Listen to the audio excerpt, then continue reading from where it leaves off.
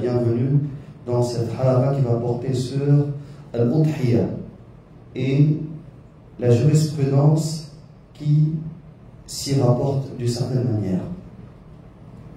On va commencer par le statut de l'udhiyya, parce que c'est une question qui se répète presque à chaque année.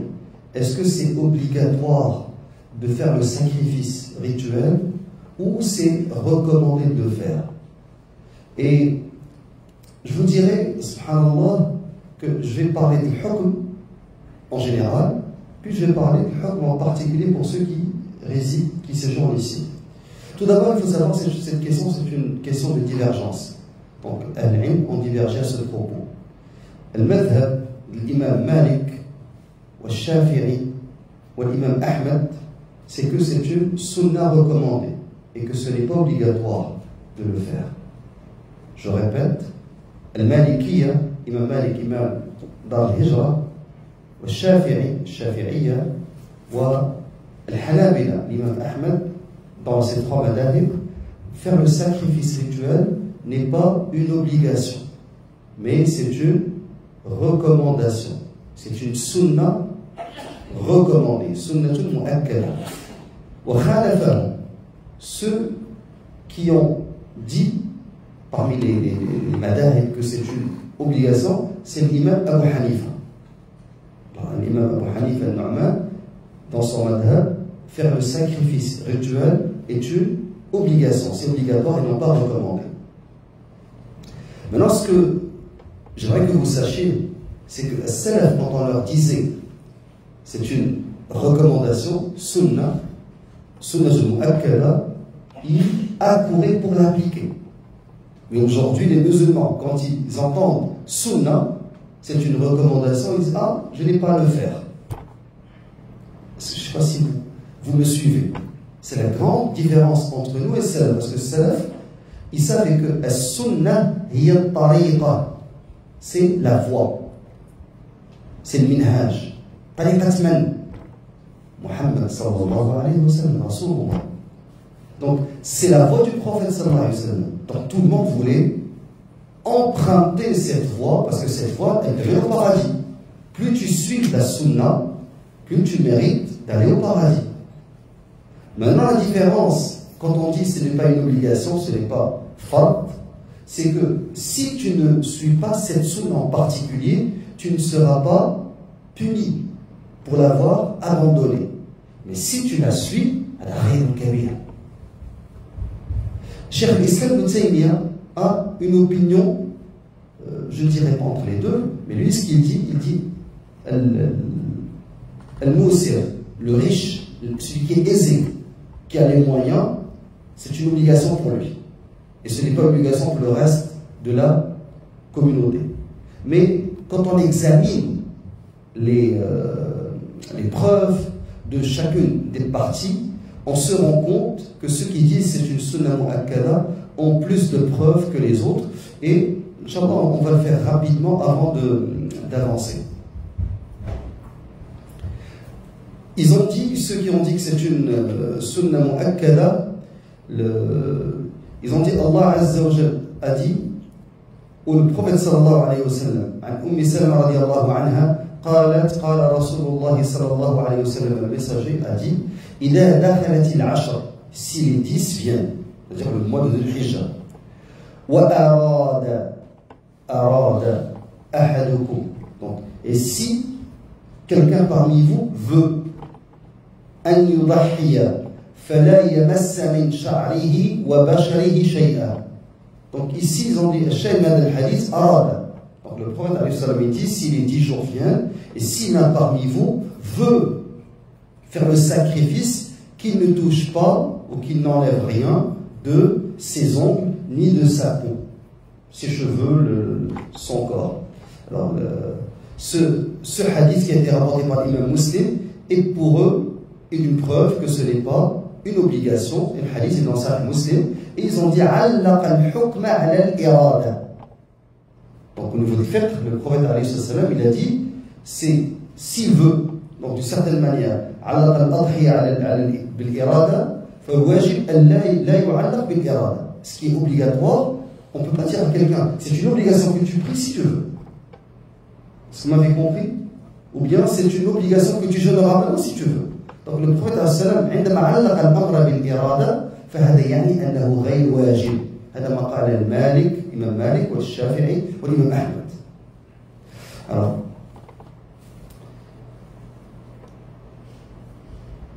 là vous allez me dire, mais Allah Azza wa Jalla a dit فَصَلِّ لِرَبِّكَ وَانْحَرْ. Comment on répond? C'est le Coran. L'imam Malik ou Shafi'i ou l'imam Ahmed, ils ont cité hadith dans Sahih Muslim. L'imam Abu Hanifa, il dit قال الله إنا أعطيناك الكوثر فصل لربك وانحر. فصل الأمر يفيد الوجوب وانحر. Donc, prie, فصل لربك, prie pour ton Seigneur, وانحر, c'est-à-dire al-ma wal-nahr. Il y a al-dhabh, le fait d'égorger pour les agneaux, les chèvres, boucs, et les vaches, les bœufs. Et il y a al-nahr pour les dromadaires. Alors les dromadaires, ils ne les égorgent pas, mais avec un couteau, ils placent le couteau en bas de leur cou, puis il y a le sang qui sort, et d'ailleurs c'est la seule bête qu'on sacrifie debout. Sunnah, comme vous le savez, c'est sacrifier les autres bêtes allongées sur leur côté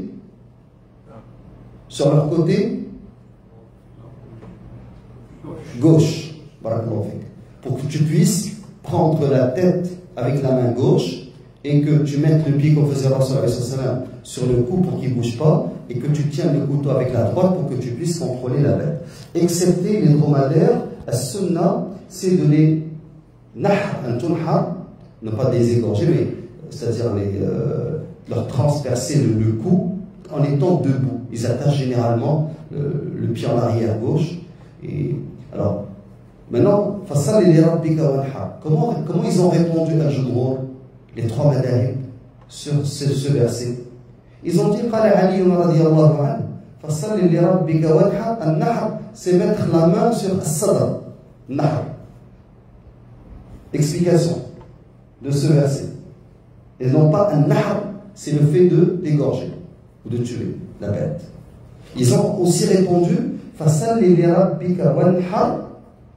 c'est le fait que de la même manière que ta prière doit être faite pour le Seigneur, de la même manière, quand tu sacrifies ou que tu tues une bête, tu dois le faire au nom de ton Seigneur.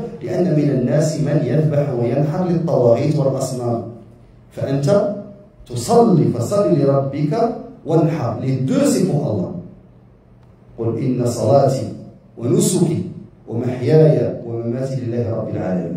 Dit salati, ma prière, nusuki, les actes culturels, plus précisément al-dhabh, al-hadi, tout ce qui se rapporte à al-hajj, wa mahyaya, ma vie, wa mamati, ma mort, lillahi rabbil alamin, pour Allah, Seigneur de l'univers. Alors c'est comme ça qu'ils ont répondu. Maintenant, al-athar, an Hudayfa bin Usayd قال لقد رأيت أبا بكر. Et ça, c'est une preuve très forte chez l'imam Malik, ou Shafi'i, ou l'imam Ahmed. رأيت أبا بكر وعمر رضي الله عنهما وما يضحيان عن أهلهما خشية أن يستن بهما فلما جئت بلدكم هذا حملني أهلي على الجفاء بعدما علمت السنة. Donc, ce athar a été rapporté par l'imam Tabarani ou le Bayhaqi, et il est authentique, et c'est aussi le madhab de Abdullah ibn Omar. Abdullah ibn Omar ne voyait pas qu'il fallait faire le sacrifice chaque année. Pourquoi? Parce qu'ils avaient peur, Abu Bakr et Omar, que les gens pensent que c'est une obligation. Donc ils l'ont délaissé intentionnellement, et vous savez pertinemment que Abu Bakr et Omar, c'était parmi les compagnons qui suivaient la sunna du prophète alayhi salam. Mais là, c'est particulier à ces deux chefs d'État. Regardez la différence. À leur époque, les chefs d'État avaient peur de rien, l'ostentation. Ils ne sortaient pas devant tout le monde pour sacrifier Parce qu'ils ne voulaient pas rendre la religion folklorique, selon les apparences, en faire une tradition. Ils savent que le dhabh lillah azza wa jal, mais ils ne voulaient pas faire cette ostentation, sortir devant tout le monde, parce que vous savez que la sunna, c'est que le prophète alayhi salam faisait le sacrifice où? Dans le musalla. Il sortait avec les bêtes, faisait salat al-Eid, ensuite khutbah al-Eid, puis sacrifiait. C'était la sunna à l'époque du prophète alayhi salam de faire le sacrifice dans al-musalla. ولذلك ابن العلم قال سميت الأضحية لأنها تذبح في الضحى أضحية. Alors, قال عكرمة كان ابن عباس يبعثني يوم الأضحى بدرهمين أشتري له لحما ويقول من لقيت فقل هذه أضحية ابن عباس. Donc Abdullah ibn Abbas, le grand compagnon du prophète alayhi salatu wassalam, qui suivait à la lettre sa sunna, le jour de l'Aïd, il a envoyé l'Ikrima, al-Tabi'i al-Jalil, parmi les grands tabi'in, un grand savant, avec 2 dirhams, va m'acheter chez les bouchers un petit peu de viande. Il y a des gens qui me regardent, qui sont choqués. Comment vous voulez d'écrire sur Facebook que les gens sont prêts à dépenser $500 pour un cellulaire, mais ils ne veulent pas dépenser pour une udhiyya. Oui, c'est une sunna mu'akkada. Ce n'est pas une obligation. Je suis en train de vous dire ce que Abu Bakr et Omar et les grands savants de la Ummah ont dit. Donc, عن أبي مسعود الأنصاري رضي الله عنه قال إني لأدع الأضاحي وإني لموسر مخافة أن يرى جيراني أنه حتم علي. أبي مسعود الأنصاري رضي الله عنه il dit je délaisse l'udhiyya alors que j'en ai les moyens, mais je ne veux pas le faire parce que pour que ses voisins ne pensent pas que c'est une obligation. Et de la même manière, il y a aussi cette question de riya, l'ostentation. C'est que Salaf radiallahu anhu avaient peur que leurs actes cultuels, leurs actes d'adoration ne soient pas pour Allah Azza wa Jal, soit pour les gens, pour le show-off, comme on dit, l'ostentation, c'est comme si tu n'as rien fait. Si tu achètes un grand mouton avec de grandes cornes et tu le tires devant tout le quartier, comme ça se fait au bled, pour que tout le monde voit l'udhiyya, et l'épouse n'est pas contente parce que son mari lui a amené un agneau sans cornes, et les enfants sont tristes parce qu'ils disent que le mouton de Ammé Saleh, il est 2 fois plus gros que le nôtre. Vous avez compris pourquoi Abu Bakr et Omar radiallahu anhuma, ils délaissaient l'udhiyya. Maintenant, on est dans le folklorique, avec tout mon respect dans les traditions.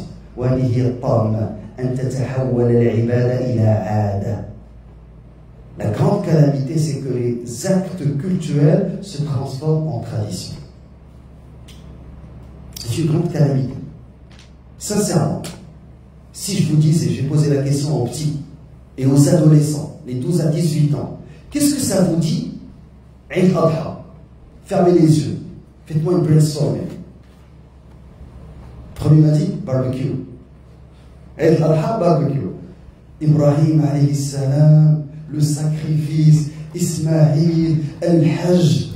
Il m'a dit Eid al-Adha égale barbecue. Deuxième, Eid al-Adha, il m'a dit la viande. Troisième, Eid al-Adha, le matin mon père me donne de l'argent puis il y a des gâteaux. Je parle pas seulement des enfants, je parle des adolescents. Est-ce que c'est pour cela qu'Allah Azza wa Jal a institué cette sunna? Alors vous comprenez pourquoi Abu Bakr wa Omar et Ibn Abbas, ces grands compagnons, ont délaissé l'udhiyya. Pas parce qu'ils ne voulaient pas de la sunna du prophète alayhi salam, ils avaient peur de l'ostentation. Ils avaient peur que les gens oublient l'essentiel. Quel est l'essentiel? Question. Rapidement. Vous pouvez écrire pour les frères et les sœurs qui nous suivent. Se rappeler de la miséricorde d'Allah envers Ibrahim alayhi salam.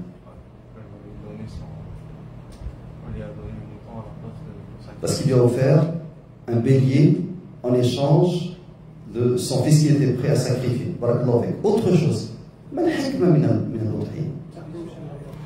تعظيم ذلك ومن يعظم شعائر الله فإنها من تقوى القلوب, سورة الحج.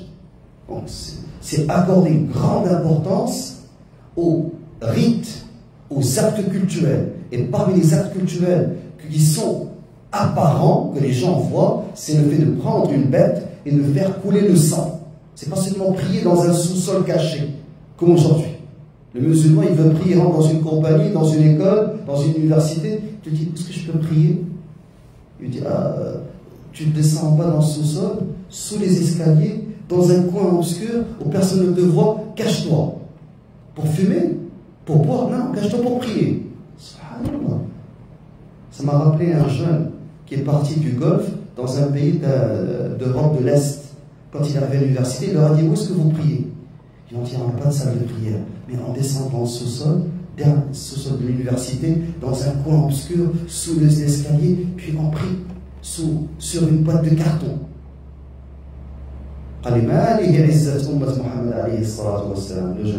C'est pas ça la fierté de la Ummah de Muhammad. Il s'est levé dans la cafétéria, Allahu Akbar, Allahu Akbar. Il a fait adhan devant tout le monde, il a fait iqama, il a prié. Scandale chez les adeptes de la belle image. Au sacrilège, il a prié devant tout le monde. Le lendemain, il est convoqué. On a appris, monsieur, que vous avez apparemment prié. Oui, il a dit, j'ai prié, je suis musulman. Ok, on aimerait vous donner un local pour que vous puissiez continuer vos prières. Ils étaient là en train d'étudier, de payer pendant des décennies. Jamais un a osé montrer sa religion. Et c'est pour cela que, avant d'aller plus loin dans Al-Hikmah min al-Udhiyah, c'est que les gens qui habitent en Occident, ceux qui habitent en Arabie, en Irak, en Algérie, au Maroc, en Tunisie, en Mauritanie, ces gens-là, ils vivent dans un pays musulman, entendent l'adhan, tout le monde est en train d'emprunter de l'argent pour faire le sacrifice. Mais ceux qui vivent ici, qui ont des enfants ici, ils n'entendent ni adhan, ne voient pas les rites apparents de l'islam. À ce moment-là, la sunna recommandée devient plus recommandée pour eux. Je ne peux pas dire qu'elle devient obligatoire. Parce qu'il me faut une preuve. Et je n'ai pas de preuve. Et ce que je peux dire, c'est que ça devient plus obligatoire parce que ils ont dit pour que tu puisses résider. En Occident, Cheikh Al-Uthaymin notamment, il a dit la budda min istifa shurut muayyana. Il faudrait qu'il y ait certaines conditions. Parmi ces conditions, la première, il a dit idharuddin. Tu dois montrer ta religion, tu ne dois pas la cacher. Tu dois être en mesure d'adorer Allah Azza wa Jalla. Ma huwa idharuddin? Idhar al-sha'air. Jam'u sha'ira. وهي الأعلام الظاهرة السنن الظاهرة, les actes culturels apparents. Il faudrait être en mesure de les montrer, de ne pas les cacher. Donc à ce moment-là, celui qui a des enfants, je lui dis, c'est plus recommandé pour toi de le faire que les autres. Alors, ça c'est la nuance pour ceux qui habitent en Occident. Donc c'est plus recommandé pour eux, pour que cette sunna ne s'estompe pas. Et vous savez qu'à chaque année, il y a certaines personnes qui me contactent, ils me disent « Ah, mais il y a une flambée des prix, il y a une inflammation. » C'est faux. Je suis rentré sur Réseau Québec, l'encan de Saint-Hyacinthe, et j'ai vu les prix. Les prix les plus chers, ce n'est même pas au mois de juillet, au mois de juin. C'était au mois de janvier, au mois de mai. Hier, j'ai envoyé des frères pour acheter leur udhiyah à l'encan de Saint-Hyacinthe. Ils ont acheté à 3,13 $, 3,24 $, 3,30 $ la livre. Donc tu achètes un agneau de 8 mois, de 9 mois, de 100 livres, tu l'achètes combien? À 330, 340. Hier, c'était à partir de 10 h le matin. Et les frères que j'ai envoyés de cette mosquée, enfant de Allah Azza wa Jalla, achètent le udhiyah. Donc, maintenant, si vous me dites, je ne peux pas me déplacer, comme moi, je n'ai pas pu me déplacer, je ne pouvais pas. Donc, c'était le Jumu'ah, j'avais le khutbah, donc j'ai acheté plus cher. Parce qu'il y a un intermédiaire qui est parti, qui a acheté Et au lieu de me vendre ça à 3,13 $, il m'a vendu à 4,75 $. Donc, je ne sais pas si vous avez compris. Mais c'est ça la loi du marché partout. Même en Algérie, au Maroc, tu vas le souk, dans une montagne, dans la campagne, mais tu achètes moins cher. Si tu t'en vas dans le supermarché à Casablanca ou à Alger, mais tu achètes plus cher. C'est ça la loi de l'offre et la demande. Mais certaines personnes, quand on vient avec l'offre, elles disent ah mais c'est trop cher, il y a des gens qui font beaucoup d'argent avec nous, moi je préfère envoyer mon argent ailleurs. Là il faudrait faire attention. Je sais que je ne suis pas en train de suivre ce que j'ai préparé, parce que ce n'est pas un das de fiqh aujourd'hui, mais je suis en train de vulgariser. Donc on n'est pas dans talab al-ilm strictement parlant. Alors, certains frères me disent, est-ce que c'est permis d'envoyer l'argent? Que j'envoie l'argent ailleurs? Mais là, il y a deux situations. La première, envoyer l'argent comme sadaqa. Exemple pour que vous compreniez, quelqu'un, il y a son oncle qui vit en Algérie et il sait que son oncle n'a pas les moyens de faire le sacrifice. Donc il veut l'aider, n'est-ce pas? C'est la rahim, il veut aider son oncle, donc il lui envoie 500 $. Il lui dit, ça c'est pour aider l'adha. Il ne dit rien. L'oncle prend l'argent, achète l'udhiya et la sacrifie. Donc l'oncle a fait le sacrifice. Toi, tu n'as pas fait le sacrifice. On s'entend. Parce que tu étais gêné de lui dire. Mais si tu envoies l'argent à quelqu'un de ta famille qui est dans le besoin, puis tu lui dis, quand tu vas sacrifier, ça c'est ma udhiya. Et je t'offre la viande à toi et tes enfants. Mais quand tu vas sacrifier, tu vas dire An Fulan ou An Ahli Bayti. Bismillah, Allahu Akbar, An Fulan ou An Ahli Bayti. Et tu fais ça, et tu prends la viande. À ce moment-là, toi tu as fait le sacrifice et lui il a reçu la viande. Sauf que les gens sont gênés de le dire. Les associations qui travaillent sur le terrain, ici au Canada et ailleurs, ici au Canada par exemple, le Human Council, à l'étranger, Baraka City, donc, et d'autres associations. Ces associations-là, il y a notre frère Ayman Terbali qui travaille particulièrement à Gaza. Donc, ces associations-là, quand tu payes un montant d'argent, ce qu'ils font, c'est prendre ton nom. Et quand ils font ça, mais certains même, quand ils font le sacrifice, ils t'envoient la vidéo. Comme quoi la bête a été sacrifiée, et ils disent Bismillah, Allahu Akbar, an Fulan, ou an Ahli Bayti. Est-ce que c'est clair pour cette question?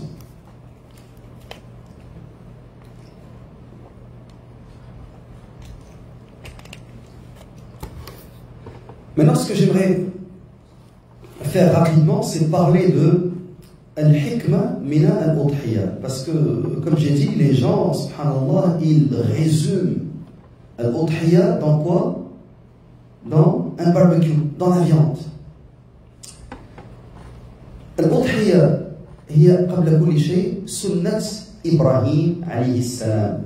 C'est la sunna d'Ibrahim alayhi salam et c'est la sunna de notre messager sallallahu alayhi wa sallam. Regardez subhanallah, Ibrahim alayhi salam. قال يا بني إني أرى في الرؤيا أني أذبحك. يا بني, ô fiston, il a dit ô fiston, j'ai vu dans la vision que j'étais en train de t'égorger. Subhanallah. Il ne lui a pas dit que Allah m'a ordonné de t'égorger. Il ne lui a pas dit Allah m'a envoyé l'archange Jibril alayhi salam pour que je t'égorge. Il ne lui a pas dit il y a un verset qui m'a été révélé pour que je t'égorge. Il lui a dit j'ai vu une vision. La vision des prophètes est une vérité. Qu'est-ce qu'a répondu le jeune? Ya abati if'al ma tuhib ma turid. Ya abati if'al ma tu'mar. Au père, fais ce qu'on t'ordonne. Et il lui a pas dit fais ce que tu veux. Vous savez le fameux fais ce que tu veux? Tu dis à ton fils, regarde, tu ne vas pas aller à tel collège. Tu dis non, j'ai envie d'aller. Tu ne vas pas aller à tel collège. Ok, père, fais ce que tu veux. Délibérate. Ismaïl alayhi salam, il n'a pas dit if'al ma turid, fais ce que tu veux. Ou if'al ma tuhib, fais ce que tu aimes. Il a dit if'al ma tu'mar, fais ce qu'on t'ordonne. Parce qu'il sait que le père, normalement, ce qu'il veut, c'est pas égorger son fils. Il sait que le père, ce qu'il aime, ce n'est pas égorger son fils. Alors regardez Ismaël alayhi salam. Il lui a dit, fais ce qu'on t'ordonne. Donc, le grand message, la grande morale, al-hikma al-kubra min al-udhiya, ma hiya ya ikhwa? Qu'est-ce qu'on doit retenir chaque année quand vient Eid al-Adha? La soumission à Allah, l'obéissance. L'obéissance, donc l'obéissance, la soumission. Et Allah a dit dans le Coran, dans la même surah, فَلَمَّا أَسْلَمَا وَتَلَّهُ لِلْجَبِينِ. فَلَمَّا أَسْلَمَا, les deux, Ibrahim et Ismaïl, lorsqu'ils se sont soumis à la volonté d'Allah Azza wa Jalla, وَتَلَّهُ لِلْجَبِينِ. Donc, avant de l'égorger, Ismaïl alayhi salam, il a dit à son père, Père, ne me tue pas, parce que tu vas me voir en train de quitter ce monde avec ta main, ton couteau, mais retourne-moi et tue-moi par en arrière. Subhanallah. Wallahi, si chaque famille examinait chaque année avec leurs ados, avec leurs enfants, Hajar, la femme, elle ne s'est pas interposée. C'est la volonté d'Allah. Elle se soumet. Donc Ibrahim alayhi salam, il s'est soumis à la volonté d'Allah. Son épouse lui a obéi. Son fils lui a obéi. Et les trois se sont soumis à la volonté divine. Allah Azza wa Jalla baraka fi Ibrahim wa ali Ibrahim. Et ils sont parmi ceux qu'Allah faddala al-alamin. Donc Allah Azza wa Jalla les a élus, subhanallah. Pourquoi il les a élus? Parce qu'il y a cette soumission. Il y a cette obéissance. L'islam ou l'istislam. L'islam, c'est la soumission. L'islam, c'est le salam, comme on nous rapporte à chaque fois. Oui, c'est une religion qui n'est pas une religion d'injustice. C'est une religion de justice. Dinu adl. Laysa dinu baghi. Mais l'islam, au niveau linguistique, l'islam veut dire la soumission. Alors, Ibrahim alayhi salam et Ismaïl alayhi salam wa Hajar radiallahu anha, les trois se sont soumis à la volonté divine. Et c'est la grande morale qu'on doit se rappeler chaque année, avant de se rappeler le barbecue et le mishwi. Ce que les gens aujourd'hui font, Allah Moussa. Ça ne veut pas dire que c'est pas permis de manger. Non, mais la première leçon, c'est celle-là. La deuxième, à part la soumission, la deuxième grande leçon, c'est le sacrifice. Et subhanallah, Ibrahim a sacrifié la terre de ses ancêtres pour faire l'émigration de Dar al-Kufr. Qala inni muhajirun ila Allah. Il est parti, il a émigré pour Allah. Il a laissé la mécréance, il a laissé son peuple. Il a sacrifié les liens de sang avec son propre père, avec son clan. Il a tout laissé. Il est parti seul à Al-Ard Mubarak, Ard Sham, avec sa cousine Sarah, avec laquelle il s'est marié. Et il y a aussi l'autre, son cousin qui va aller aussi comme prophète vers Al-Qarya Al-Mal'ouna, la cité maudite, Sodome et Gomorre, donc ces cités maudites auxquelles l'autre a été envoyé. Et Ibrahim, quand il a sacrifié tout cela, il est resté jusqu'à 80 ans. Il était seul, vieux, et sa femme était stérile. Et lui aussi était stérile, il n'avait pas d'enfant. Arrivé à 80 ans, Allah Azza wa Jal lui donne un fils. فَلَمَّا بَلَغَ مَعَهُ السَّعْيَ. فَلَمَّا بَلَغَ مَعَهُ السَّعْيَ. Ce fils-là qu'il aimait. فَبَشَّرْنَاهُ بِغُلَامٍ حَلِيمٍ. Allah Azza wa Jal a donné Ghulam Halim. Regardez, Halim, en français c'est longanime. Donc, Halim, min al-hilm. Donc, c'est quelqu'un qui ne se venge pas, même s'il en a les moyens. Et nous en ont déduit que ce petit-là va vivre, parce que c'est une caractéristique qui n'est pas propre aux enfants, mais aux adultes. Et Ismaïl, kana haliman mutasila, subhanallah.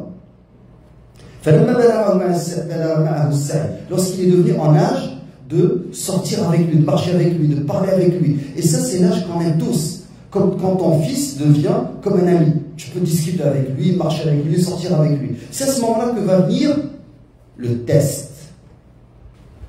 Et c'est un test qui est lourd de conséquences.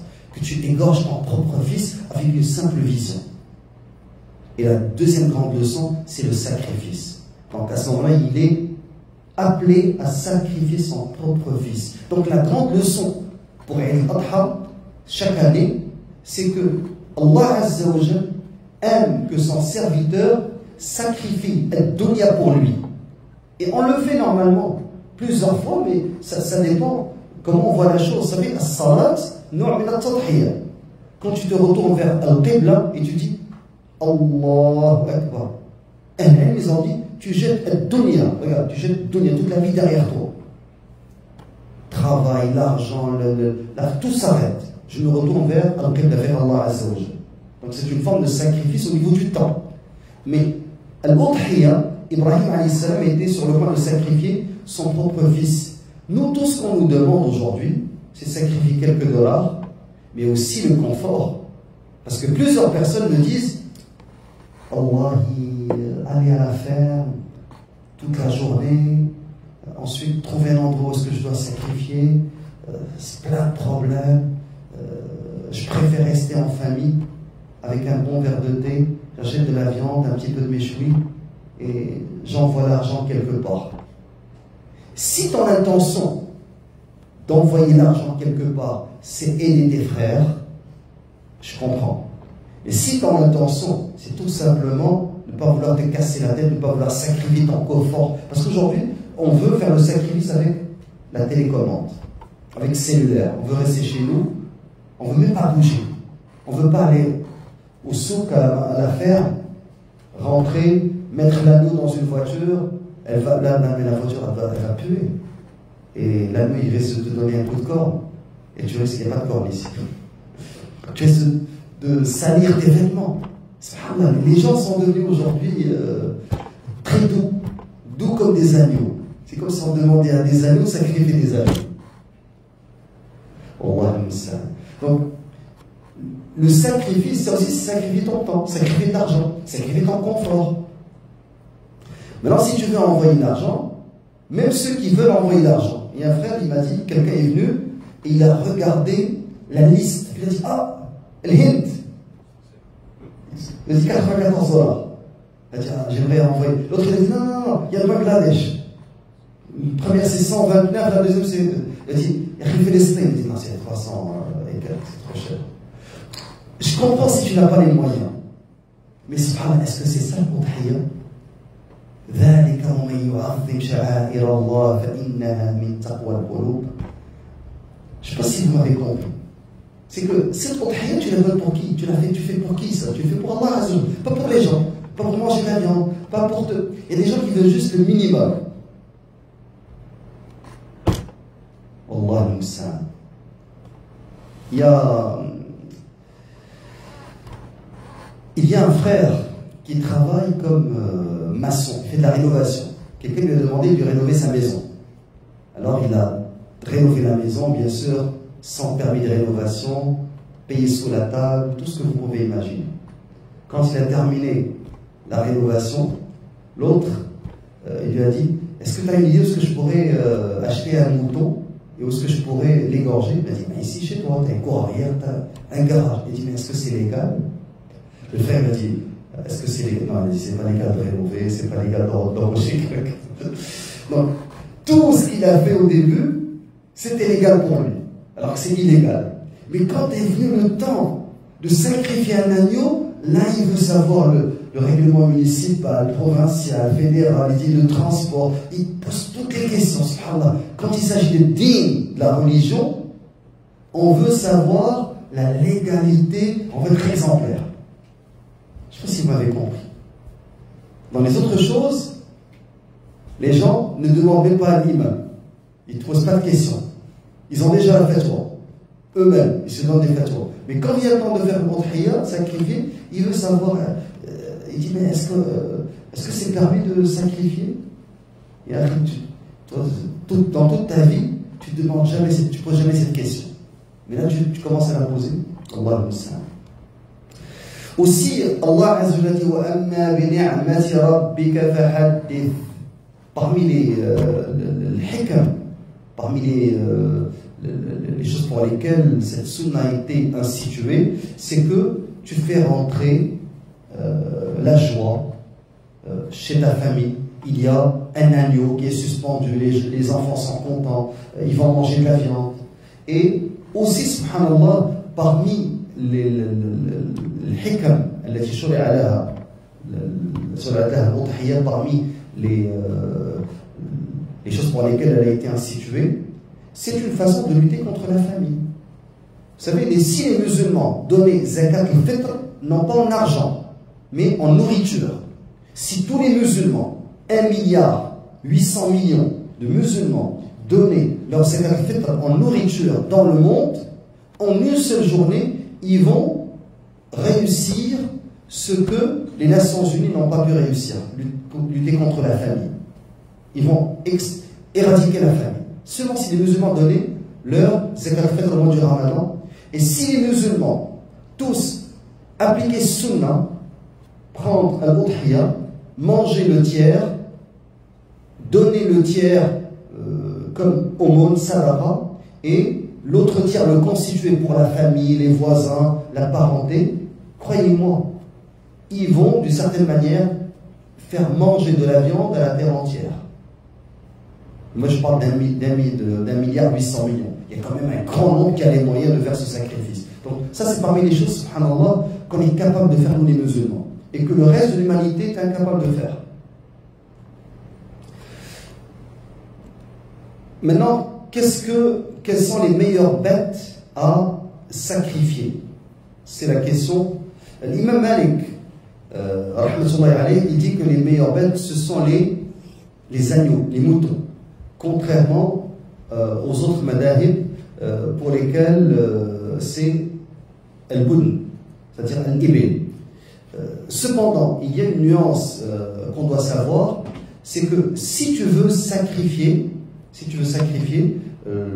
un dromadaire, ou ici un bœuf, prenons un bœuf ou une vache.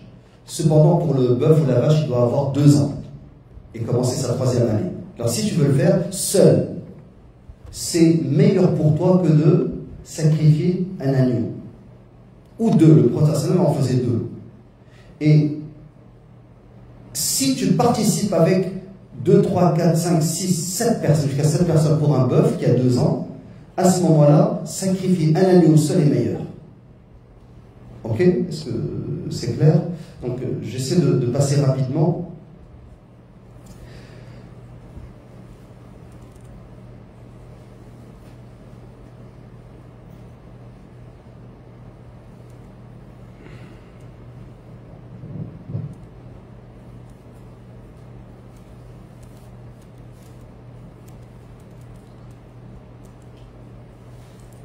Maintenant, quels sont les meilleurs adahis? C'est ça. Le prophète a sacrifié 2 béliers, cornus et bigarrés. Il les a égorgés lui-même après avoir dit Bismillah Allahu Akbar, après les avoir couchés, mis son pied sur leur nuque. عن أنس قال ضحى رسول الله النبي صلى الله عليه وسلم بكبشين أملحين أقرنين ذبحهما بيده وسمى وكبر ووضع رجله على صفاحهما. Alors, ça c'est pour l'amlahin. Al-amlah huwa al-abyad wal-khalis al-bayad, celui qui est d'une blancheur pure. Et وقال الأصمعي هو الأبيض ويشبه شيء من السواد. Donc si on a dit amlahin, kabsh amlah, c'est un blanc qui comporte quelques noirceurs. Alors maintenant rapidement les conditions. Elle doit remplir 6 conditions. Alors, première, elle doit être une bête de cheptel. Alors, les bêtes de cheptel sont connues, ce sont les dromadaires, les bovins, bœufs, vaches, les moutons. Donc, aussi, c'est permis de sacrifier une brebis, chatte. Chaque année, subhanallah, la même question des gens. Je suis allé à quelques reprises dans les abattoirs ou certaines fermes dans lesquelles c'est permis d'égorger, sacrifier à l'extérieur. À chaque fois que j'y étais, il y a un groupe de frères qui sont venus me voir pour me poser des questions. Ça veut dire que les gens ne s'instruisent pas de Ahkam al-Udhiya avant d'aller faire le sacrifice. L'un qui vient me voir avec un défaut, l'autre il me dit je l'ai trouvé castré. Est-ce que l'agneau castré, parce que tu dois avoir une bête, sacrifier une bête qui est complète, mais lui il est castré. Vous savez c'est quoi la castration? Marcé. Donc pour que sa viande soit tendre, ils vont procéder à sa castration. Est-ce que c'est permis? Oui, c'est permis. Le prophète alayhi salam, il a sacrifié un agneau non castré et puis il a sacrifié aussi un agneau castré. Donc, c'est pas une déformation, quelque chose qui manque. Donc, Allah Azza wa Jalla dit à chaque communauté, nous avons assigné un rite sacrificiel afin qu'ils prononcent le nom d'Allah sur la bête de chaque bête qui leur a été attribuée. Votre Seigneur est certes, votre Dieu est certes un Dieu unique, soumettez-vous donc à lui et faites bonne annonce à ceux qui s'humilient. Alors, deuxième condition, à part qu'elles sont une bête de cheptel, c'est l'âge légal. Et ça, c'est très problématique pour l'âge légal, parce que le prophète alayhi salatu wassalam, il a dit n'égorgez qu'une bête âgée d'un an ou plus. À défaut, vous pouvez égorger un mouton d'un âge inférieur. Alors, al-musinna, certains disent c'est 2 ans, mais le jada, c'est donc musinna, c'est 1 an et plus. Le jada, c'est une bête inférieure à 1 an. Pour le dromadaire, c'est thani. Thani doit être âgé de 5 ans. Pour le bovin, thani, celui d'âgé d'1 an. Le jada, âgé de 6 mois, mais là, il y a une grande divergence pour ici au niveau des moutons. Donc, l'imam Malik ou Shafi'i disent que 6 mois, la yujzi. Il faut qu'il y ait 1 an. Hawli, marra alayhi al-hawl. Et ça, c'est très difficile ici au Québec et au Canada de trouver des béliers d'1 an. Donc, c'est vraiment difficile. Et j'avais, il y a quelques années, fait une rencontre avec une représentante du gouvernement français qui était venue ici pour parler à des imams francophones pour savoir ce que fait la communauté, parce qu'en France, comme la plupart sont des malékites, refusent d'abattre des agneaux ou des moutons de moins d'1 an.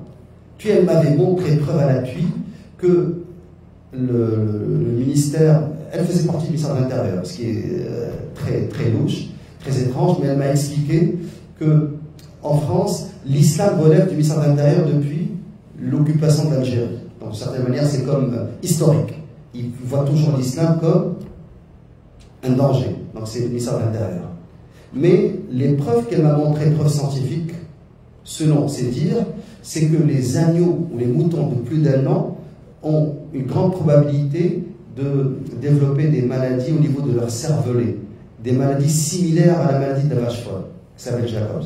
Alors ce qu'ils font, c'est qu'ils essaient toujours de d'abattre les agneaux, les moutons, avant qu'ils dépassent 1 an. Alors elle m'a dit c'est vraiment pour des raisons sanitaires, donc de santé publique. C'est pour des raisons de santé publique qu'on ne veut pas que les gens sacrifient des béliers, mais plutôt des agneaux.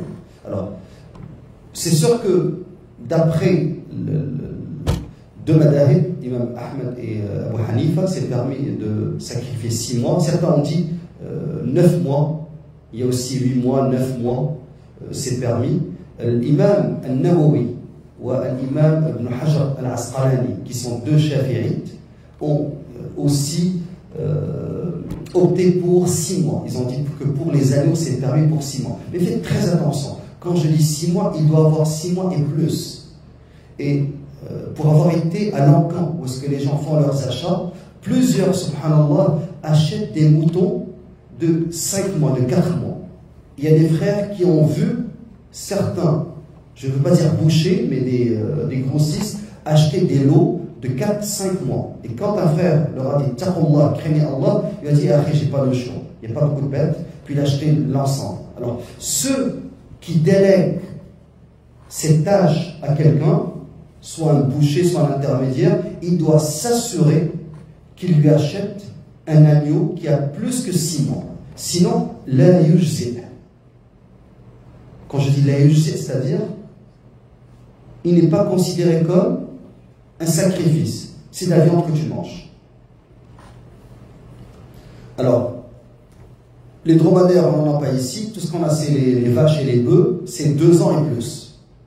Pour les boucs et les chèvres, c'est 1 an et plus. Les boucs et les chèvres, c'est pour ceux qui disent qu'on a le cholestérol, qu'on a le diabète, qu'on ne peut pas manger de la viande rouge. C'est connu que la viande de bouc, les chèvres en général, sont très peu, c'est une viande qui est très peu grasse. Donc elle n'a pas beaucoup de gras et elle n'augmente pas le cholestérol comme les autres viandes. Alors, et les agneaux, c'est 6 mois. Troisième condition, elles ne doivent pas avoir des défauts. Alors, quels sont ces défauts? La première, c'est l'absence d'un œil, ou bien son apparition de son orbite, ou tellement l'œil est tellement blanche qu'on a vu que l'animal est borgne. Donc, l'awra, al-bayin awra, donc elle ne doit pas être aveugle ou borgne. La deuxième, c'est la maladie manifeste. Là, la maladie manifeste, c'est quand tu vois des symptômes apparents. Tu vois que la bête, elle est malade. Alors, qu'est-ce que cette maladie manifeste? C'est celle qui la détourne du pâturage. Elle ne va pas brouter. Elle n'a pas d'appétit. Tu vois qu'elle est malade. Alors, ou bien elle a la gale. Vous savez, la gale. Ou on voit qu'elle a une profonde blessure qui, d'une certaine manière, entrave son déplacement normal. Troisièmement, le défaut au niveau du pied. C'est-à-dire, le pied n'arrive pas à marcher, l'animal n'arrive pas à marcher correctement. Okay? Ça, c'est le troisième défaut. Le quatrième défaut, c'est l'affection affaiblissant le cerveau. Donc, le prophète alayhi salatu wassalam a fait un geste de la main en réponse à la question relative aux bêtes à ne pas choisir pour le sacrifice. Elles sont en nombre de 4, celle qui boite clairement, celle qui est manifestement borgne, celle dont la maladie est évidente, et celle qui traîne une débilité qui la rend indésirable. Donc, une bête folle. Alors, ça aussi, on ne peut pas le rapporter par les Malik dans le Muwatta. Alors, ces 4 défauts empêchent un animal de pouvoir servir de sacrifice, et il y a la 4e condition, un point important. J'ai dit que la bête castrée n'est pas considérée comme ayant un défaut. Maintenant, si tu achètes la bête et elle est exempte de défaut. Mais après l'avoir achetée, sans que tu le fasses exprès, elle a mis sa tête dans un coin d'une porte et s'est fait couper une oreille. Qu'est-ce qui se passe? Est-ce qu'elle devient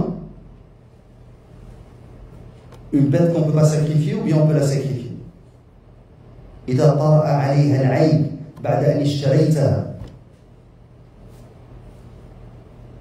C'est permis de faire le sacrifice. Donc si tu l'achètes complète et ensuite qu'il y ait ce défaut, il n'y a pas de problème. 4e condition, c'est que l'animal doit être une propriété de celui qui veut en faire le sacrifice. Donc tu dois posséder cet animal-là. Ça doit être de... Fais attention.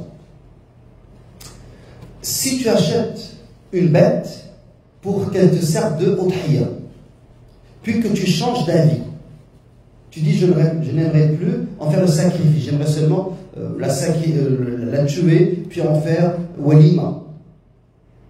Ce n'est pas permis. Parce que quand tu l'as achetée pour udhiya, elle devient udhiya. Tu ne peux ni la vendre, ni la manger. Tu dois la sacrifier le jour de l'Eid. Il y a plusieurs personnes qui font cette erreur. Donc, quand ils disent, ça c'est pour Allah, elle doit garder ce caractère. 5e condition, c'est que la bête ne doit pas être l'objet d'un gage. Et la 6e, c'est le respect du temps établi pour l'immolation. Et le temps, il commence avec Ad-Duha de Yom An-Nahar, le jour de l'Eid. Donc après avoir effectué Salat al-Eid, le temps que le soleil soit qayd-rumh, à la hauteur d'une lance, à peu près 15 à 20 minutes. Bien entendu, il faudrait que tu fasses la prière avant. Maintenant, l'imam Abu Hanifa dit que la prière Salat al-Eid est une obligation. Et l'udhiya est une obligation. Al-Jumhur disent que Shafi'i ou Maliki ou Hanabila, que l'udhiya est une sunna mu'akkada, sunna recommandée.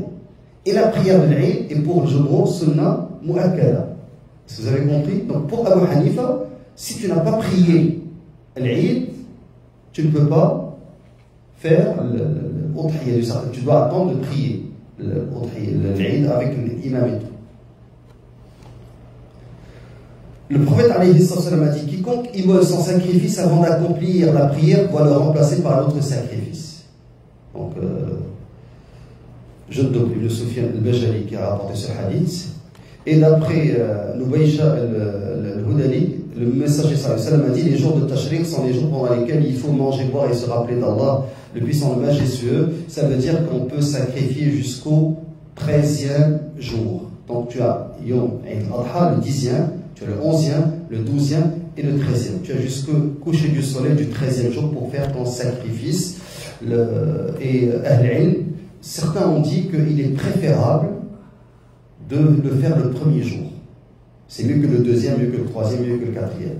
Mais si tu le fais jusqu'au quatrième, quand je dis quatrième, c'est-à-dire le 13e jour de Dhul Hijjah, le 3e jour de Ayyam Tashriq, c'est permis, Inch'Allah. Donc je vais arrêter à ce niveau-là parce qu'il y a une autre halakha en arabe.